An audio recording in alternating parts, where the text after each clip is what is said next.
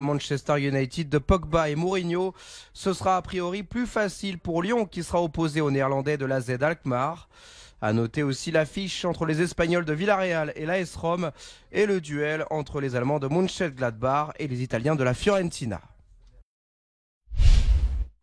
Invité exceptionnel de Team Dugas sur RMC, Franck Passy s'est confié sur la fin de son mandat d'entraîneur à l'Olympique de Marseille, sans aucune amertume.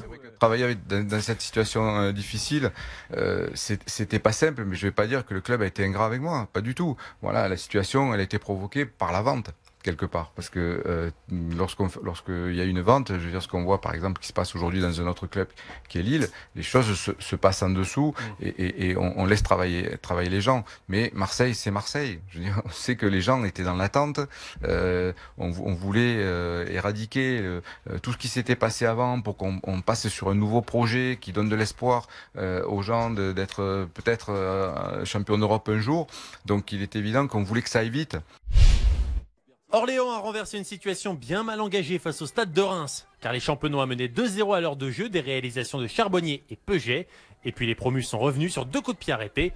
Un coup franc d'abord repris victorieusement par Aoulou, puis un pénalty d'Armand. Très mauvaise opération pour Reims, 3e avec 1 point d'avance sur Lens. Orléans est 18e.